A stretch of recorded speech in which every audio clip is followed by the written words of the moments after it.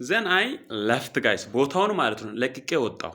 በቃ በውስጤ አልቀበል አለ። የምሬን ነው ምላችሁ፣ የምሬን ነው ማለት ብዙ ጊዜ ማለት ነው ራሴን ጠይቄያለሁ። ውስጤን ማለት ነው ሲጠይቅ ያ ቦታ ቦታዬ እንዳልሆነ ነው የገባኝ። ስለ ማንነቴ ስረዳ ማለት ነው መረዳት ሲጀምር። በእርግጥ ያው በጣም ብዙ ያልተረዳዋቸው ነገሮች አሉ እስካሁንም ድረስ ማለት ነው። ስለ ሰው ልጅ ማለት ነው። ስለ ሰው ልጅ በጣም ብዙ ነገሮችን ዲፕ ገብቼ አይቻለሁ። የገቡኝ አሉ፣ ያልገቡኝ በጣም ብዙ ነገሮች አሉ። ሶ የህይወት ጉዞ ውስጥ ዲስከቨር እያደረግን የምንቀጥለው ነገር ነው እንጂ የሰው ልጅ ጥልቀቱ ማለት ነው ጥልቀቱ ደብዙ የሚደረስበት አይደለም። ስለዚህ ይዛው ያለው ማለት ነው ይዛው ያለሁኝ አሁን ተጨማሪ ታናሽ ብራዘር ነበር አብሮኝ ማለት ነው። ይዛው እኔ ጋር ይማር ነበር። ሶ ጓደኛዬም ይዛው ነበረች፣ አርባ ምንጭ ትማር ነበር። ዘን አናገርኳቸው ደጋግሜ ማለት ነው ደጋግሜ ነገርኳቸው። በእርግጥ ማለት ነው በእርግጥ ሂድ ብሉኝም ስራ ልቀቅ ብለው ብሉኝም ባይሉኝም እኔ እንደሚለቅ አዌዝ 100% እርግጠኛ ሆኜ ነበር። ማለቴ ያው ስለዚህኛውም ማለት ነው ወደፊት ላይ በደንብ የምነግራችሁ ቢሆንም ምንድነው ይህ ኃይል ነው። በቃ በውስጤ የሆነን ነገር ሳምን ማለት ነው።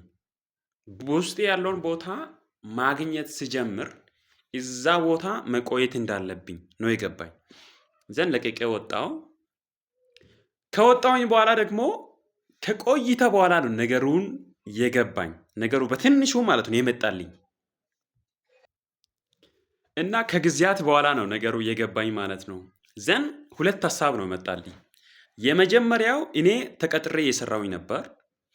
እዛ ያስተዋልኩት ነገር ምንድን ነው? ጓደኞቼ አብሮ የሚሰሩ ሰዎች ደስተኛ አልነበሩም በህይወታቸው። በእርግጥ ማለት ነው እኔ የሆነን ነገር ሳይ እኔ ጋር የሆነ ነገር ካየው በእርግጠኝነት ብዙ ሰዎች እንደኔ እየተቸገሩ እንደሆነ ነው የማየው።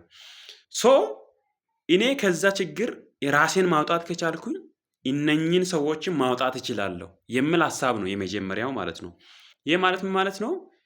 አብሮኝ ይሰሩ ነበሩ ደስተኛ ያልነበሩ ሰዎች እኔ ወጥቼ የሆነ ነገር ከፈጠርኩኝ የኔን ስኬት አይተው ማስከተል እችላለሁ የሚል ሀሳብ ነበር አንደኛው ማለት ነው። ግን የሆነ ቦታ ስላልደረስኩኝ የሆነ ምልክት ማለት ተከተሉኝ ለማለት እኮ የሆነ ምልክት ማሳየት ይጠበቅብናል። ማሳየት ይጠበቅብኝ ነበር። ዘን ምልክቱ ስላልታየ ማለት ነው ምልክቱን የሆነ ውጤት ስላላመጣሁኝ ሌላ ነገር መኖር አለበት ብዬ መጠየቅ ጀመርኩ። ዘን አንድ ያገኘሁት ምንድን ነው? ጤና ነው። በቃ እኔ ስለ ራሴ መጠየቅ ከጀመርኩኝ በኋላ አሞኝ አያውቅም። ይህንን 100% ማለት ነው የምሬን ነው እያልኩኝ ያለሁት። አሞኝ አያውቅም። ህመም ስላችሁ ምን ማለት ነው? ከዛች ጊዜ በፊት ሲያመኝ ሐኪም ቤት ነበር ስሮጥ ነበርኩት። የሆነ ቀን የሆነ ክሊኒክ ነበር እና ሰፈራችን መድኃኒት ሄጄ ይወስድ የነበርኩትን ክሊኒክ እራት በልቼ ወደ ቤት ሲመለስ አየሁትና ነገሩ ከገባኝ በኋላ ማለት ነው አየሁትና ከዚህ በፊት እኮ አእምሮዬ ውስጥ ማለት ነው ሮጬ ነበር እዛ ሐኪም ቤት የሚሄድ ነበረው የሆነ ስሜት ሰውነቴ ውስጥ ሲሰማኝ። ከዛ በኋላ ግን የገባኝ ነገር ምንድን ነው? ሰውነቴን በቃ መተው ማለት ነው። መተው ሪላክስ ራስን ማድረግ ነው።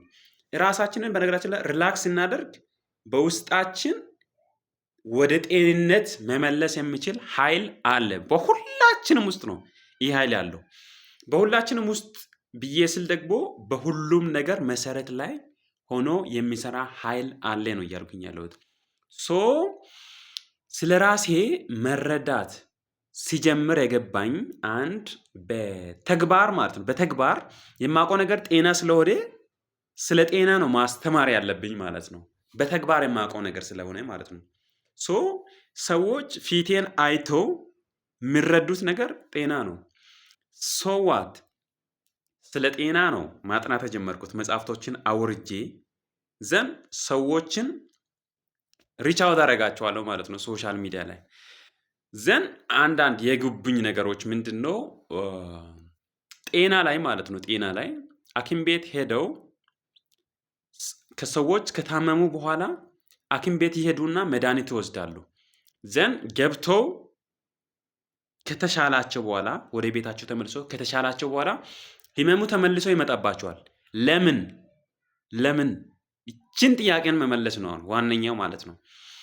ሶ እኔም ብዙ ጊዜ በላፊ ጊዜ ውስጥ እንደዚህ አይነት ሂደት ውስጥ ስላለፍኩኝ መጠየቅ ጀመርኩኝ።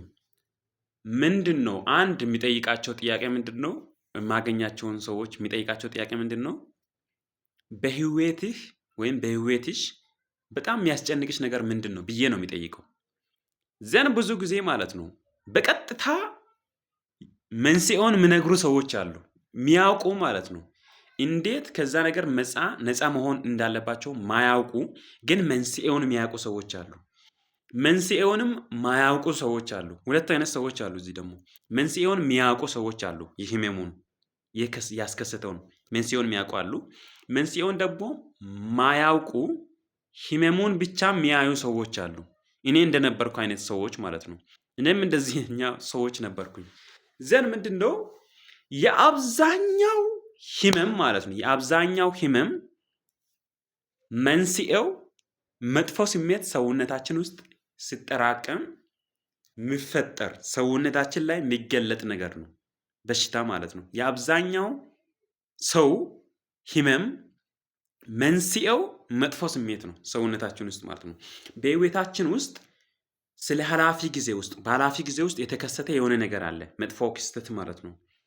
ዘን ያ ክስተት ኢሞሽናል የሆነ ነገር ስላለው ስሜት ስላለው መጥፎ ስሜት ስላለው ያንን ስሜት ሰውነታችን ውስጥ በተለያየ መንገድ ስናስቀር ማለት ነው እንዳይሰማን ከስሜቱ ለመሸሽ ብለን የምናደርጋቸው በጣም ብዙ ነገሮች አሉ። አንዳንዶቹ መጠጥ ይጠጣሉ፣ አንዳንዶቹ መድኃኒት ይውጣሉ፣ መርፌ ይወጋሉ፣ የተለያየ ነገር ባህላዊ መድኃኒት ይወስዳሉ። በተለያዩ መንገዶች ከዛ ህመም ራሳቸውን ነፃ ለማድረግ መንገድ የሚከተሉ ሰዎች አሉ። ዘን ግን ህመሙ አይሻላቸውም። ትንሽ ከተሻላቸው በኋላ ተመልሶ ይመጣል። ለምን? ስሜቱ እዛው ሆኖ የህመሙን ምልክት ነው እያዳኑ ያሉት ማለት ነው። ይህንን ነው ብዙ ሰዎች ላይ ያስተዋልኩት ማለት ነው። ዘን በመቀጠል ምንድን ነው እኔ የማደርገው ምንድን ነው እንዲያደርጉ የሚጋብዛቸው ምንድን ነው ስሜቱ ለቋቸው እንዲሄድ ነው የማደርገው ማለት ነው። እንዴት ከተባለ በጣም ብዙ መንገዶች አሉ። ስሜት ከሰውነታችን ውስጥ ለቆ እንዲወጣ የምናደርጋቸው በጣም ብዙ መንገዶች አሉ። ከነኚህ መንገዶች ውስጥ ዶክተር ዳውሰን ቸርች የሚባል ሰውዬ አለ። ሰውነታችን ውስጥ የተጠራቀመውን ስሜት መጥፎ ስሜት ሰውነታችን ውስጥ በደንብ እንዲሰማን እናደርግና የሆነ ቦታዎች አሉ ሰውነታችን ላይ ማለት ነው የሚነኩ ቦታዎች አሉ።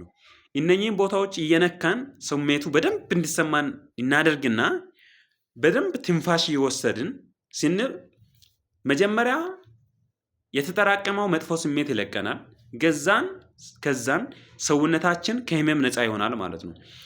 ያ ስሜት ተላቀቀ ማለት ያ የመጣንበት ምንጭ አለ አይደል? ከመጣንበት ምንጭ ያ ኃይል መጥቶ ሰውነታችን በሙሉ ይመግበናል ማለት ነው።